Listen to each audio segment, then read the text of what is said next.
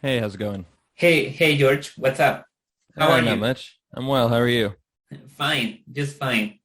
Thank you very much for this instance with you. And we want to know all about the new Deafheaven record. So uh, let's start with uh, how was the making process of it?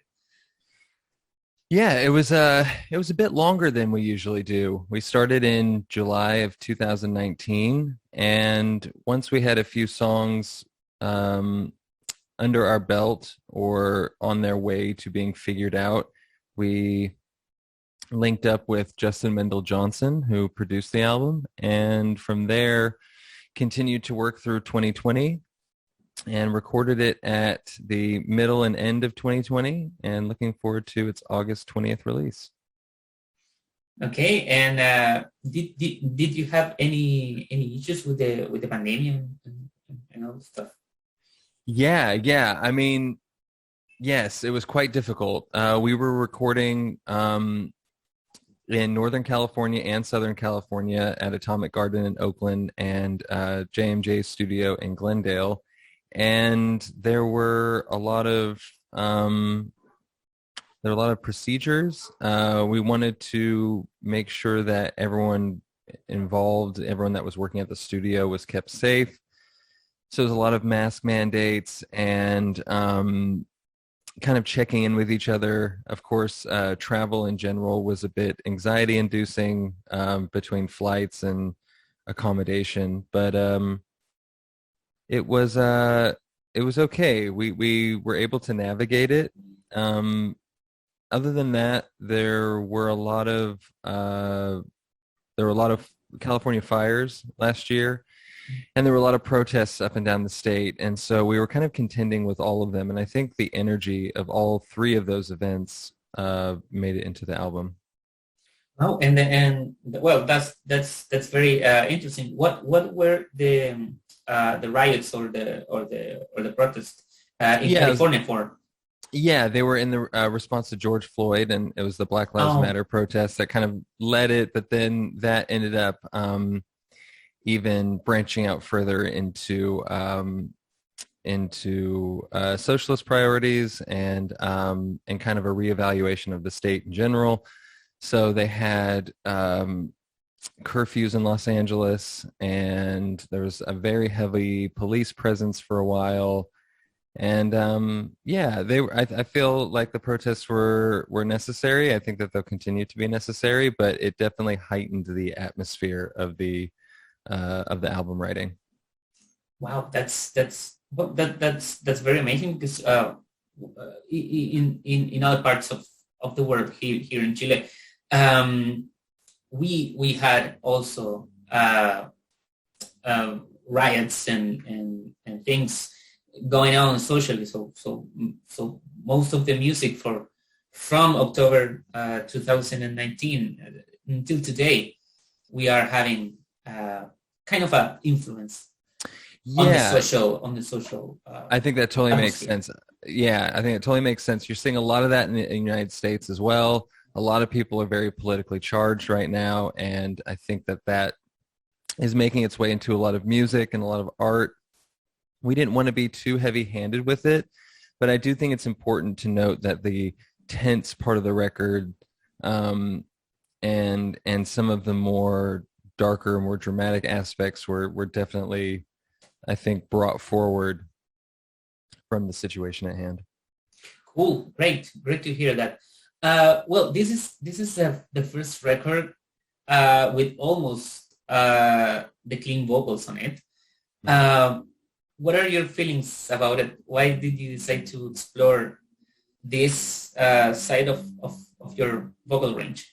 Yeah, I've been doing aggressive singing. I've been doing screaming vocal for like 16, 17 years now,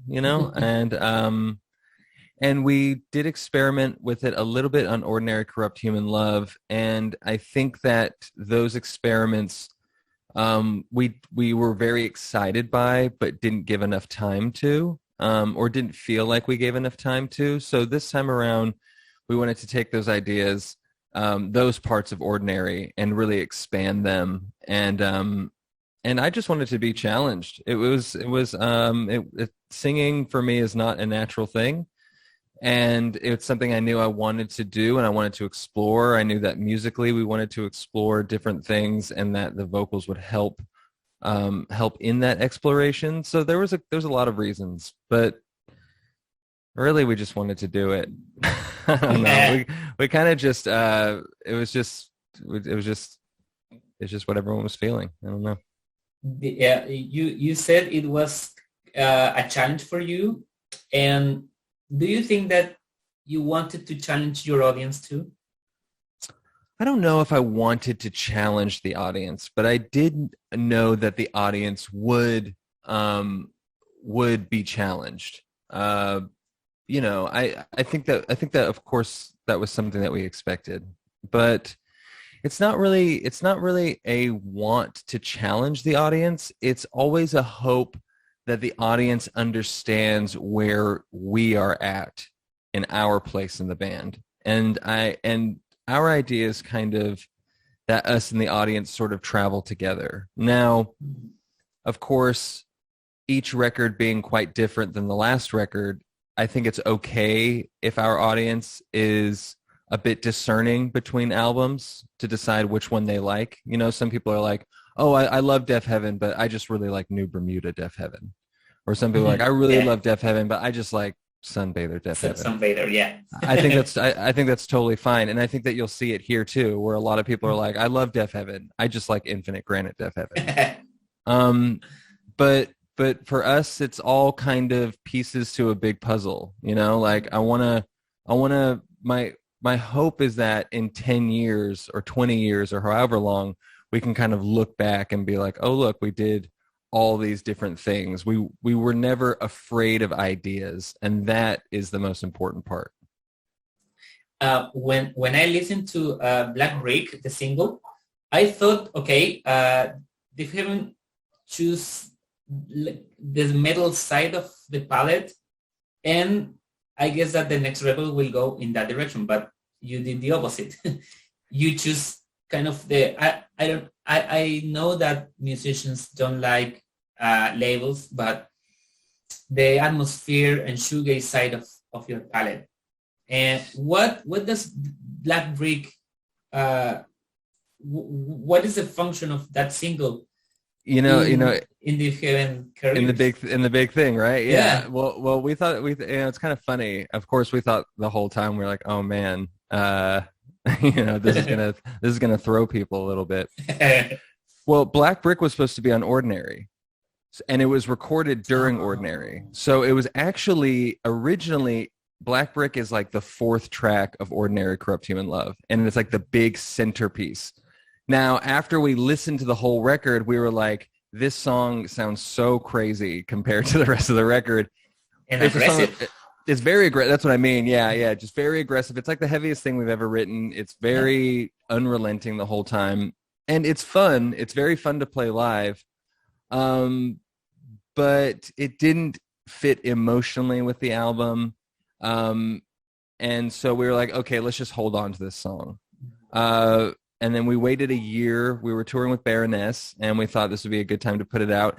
So it's funny. It's like because we recorded it during Ordinary, and it kind of had its place there. And from Ordinary, we started working on more shoegaze stuff, but we always had this song. It seems like we then wrote a really heavy song and then like totally turned our backs on it. But that's not the case. We just wrote that song a long time ago. We did want to put it out because we like it, but it is funny to see Black Brick and Great Massive Color back to back. Yeah, yes. You know, it's like people are like, "What the fuck is this?" But again, it's not that that's not the intent. That's not the intention, but it is a little bit fun to see how kind of like how big of a whiplash it is. You know. Well, Ordinary Corrupt Human Love was a total revelation for me at a personal point. it was the first time I heard you guys, and it was the first time that I get to know this combination between shoegaze and metal, because there were styles that I always was kind of, but separately. Of course. And I want to know the influences on this album. What are they? It's interesting because I don't know, like the metal stuff is always, it's for me, it's always there, even in Infinite, which seems so largely absent of it. Like Dan's drumming, like Dan is a metal drummer. There's no way you can get away from that sound with us. So like, even though we're shoegazing and stuff, save for like the track Other Language, I mean, all the fills are really metallic, like everything is like, or like the end of Villain or the big solo in The Gnashing or stuff like that. Like, there is that side of us still. We just wanted to interpret it a little bit differently, and we didn't want to necessarily we didn't want to have like blast beats necessarily, but say like with The Gnashing, like it was funny when we put that song out, everyone was like, oh, this is the shoegaze song, but to me it was like this Sabbathy kind of like the end is this really, it's like it's one of the doomier things we've ever written, but nobody picked up on it because everyone was so focused on like the chime and the synths and things like that. So anyway, so I want to say that first, that I do think that there's a lot of heaviness to this album, but we did want to mostly accent our other influences. So for this record, like Shiv, who did a lot of writing on this record, brought a lot of his kind of psychedelic and krautrock influence to it.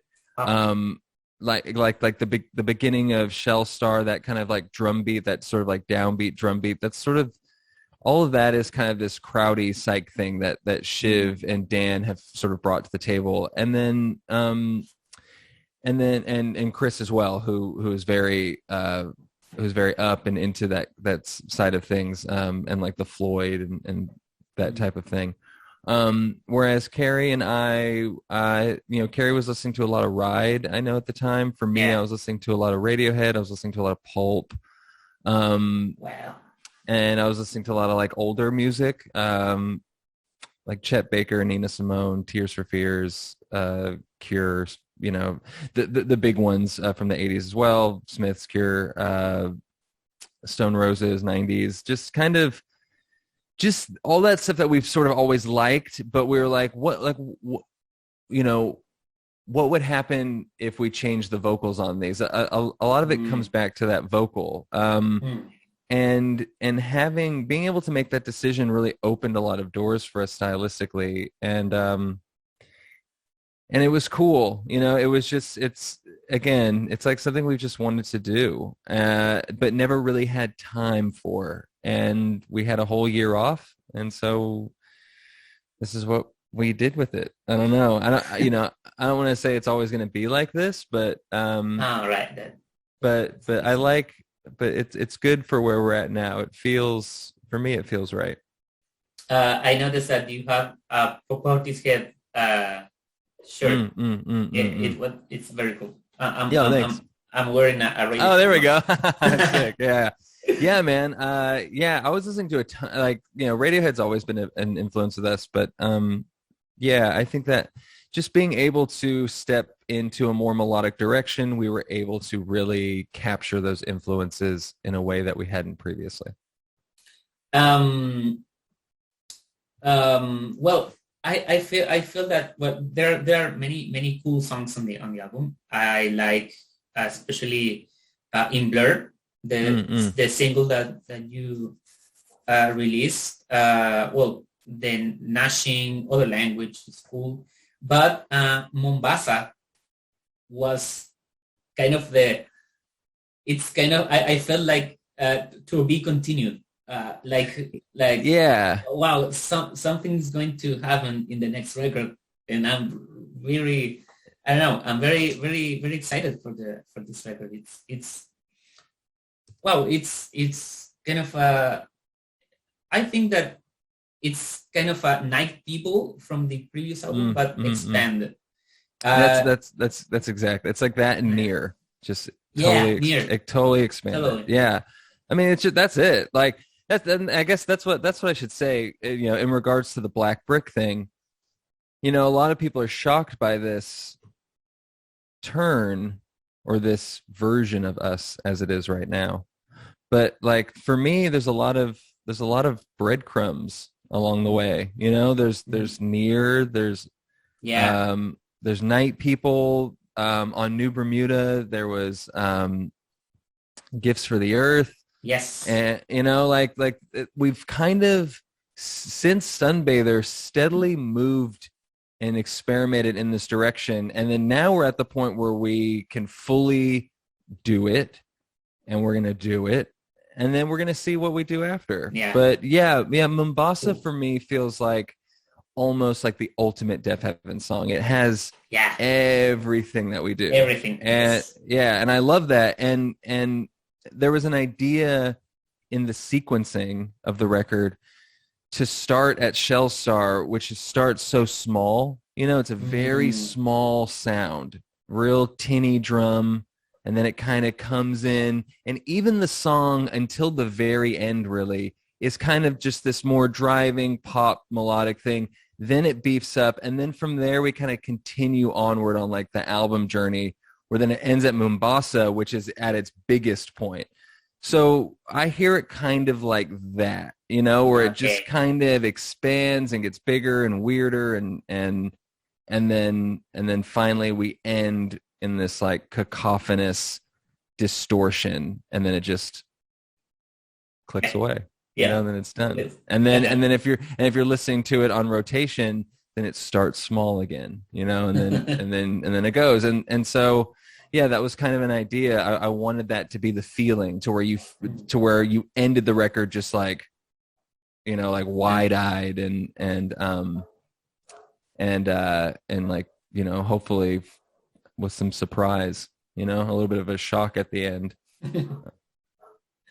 Cool. You work with Justin Meadow Johnson, Jack Shirley, and Daryl Thorpe, I guess. How can you define your relationship with them, and how they help to this Deafheaven record? Yeah, you know, Justin Meadow Johnson was very instrumental in this. He has such an ear for this type of music. Of course, we wanted to work with him because we're big M83 fans and big Air fans, and fans of his production style in general.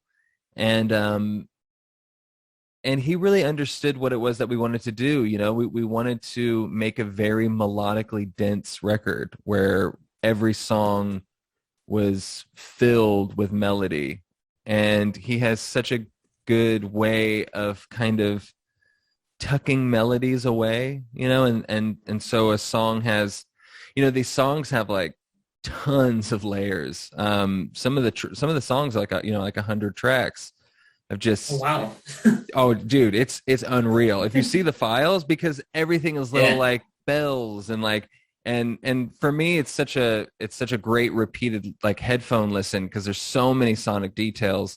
And all of that's really Justin. It's us writing it, you know, and us arranging it, but it's him that kind of knows how to place and how to move all that melody. So it was great, and he's a very conceptual guy, and we work really well together. And then Jack is just our guy from day one, you know, and he provides a balance, and he's very smart. He's very smart with analog recording especially, and we wanted to do like we did with the previous records. We wanted all the bass tracking to be live, which we were mostly able to pull off. And we spent 2 weeks with Jack. It was great. And then Daryl we met for this record. Him and Justin worked together a lot. Daryl has an extremely impressive resume. He's worked with so many of our favorite artists, and really he Daryl Thorpe is very much out of our pay grade. Do you know what I mean? Like he's like for big people, you know? Okay. He's like Foo Fighters main guy, and he mixed Hail to the Thief, and he does all this kind of stuff. But Justin reached out to him, and he really liked the music, and he was like, dude, he was basically like, I don't care what you pay me. I love this record. I want to do this. So he came in and he engineered for 6 weeks or 7 weeks. And then he mixed the whole thing. And then Dave Cooley at Elysian mastered it. And it was for us, it was quite like a dream team. It was people, when Justin was on board, we were like, man, I can't believe Justin is on board. And when Daryl was on board, we're like, I can't believe Daryl's on board, and Jack and Cooley, and everyone was really, really in it for us, and it meant a lot. Yeah. It was important. It was important to getting the record the way that it is. Very cool. George, you and Deafheaven were in Chile 2 times. Do you remember anything about? Yeah, dude. Instances? Yeah. Oh my God, I love, man. Santiago is so much fun. We've been talking about, of course, we just want to tour so much, but God, I want to come back. Yeah. The first time we came, we played for Converse. We did a free show. It was wild. And the second time we came back as part of a larger tour.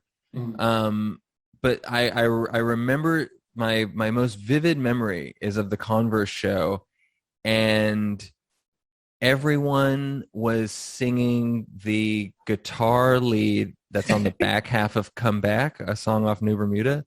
And it was like football singing. It was it was fucking crazy. And I was like, wow, like we had never experienced that, right? Like no one has ever sang a guitar part. It was very cool. I really love Santiago. We went to like the Neruda house and all that kind of thing. It was very fun. Great. And I'll say this: if I hope that Chileans like this record, because there's a lot to sing along to, and it would be very fun to have more of that when we come back. But very much looking forward to it when we can. Great, that's great. Finally, George, what do you feel about this first 10 years of the band's career? We really hope you to reach 10, 20 or more, Yeah. I do too. It's been a very fun ride. It's been quite a learning experience. It's been like my whole adulthood, essentially. I'm 32. So, it's just been, I feel very lucky. I feel very grateful that we're able to do this. I feel very grateful that we have fans around the world who are willing to put up with us and are willing to take these crazy journeys and all these twists and turns with us and stick by us. It means a ton.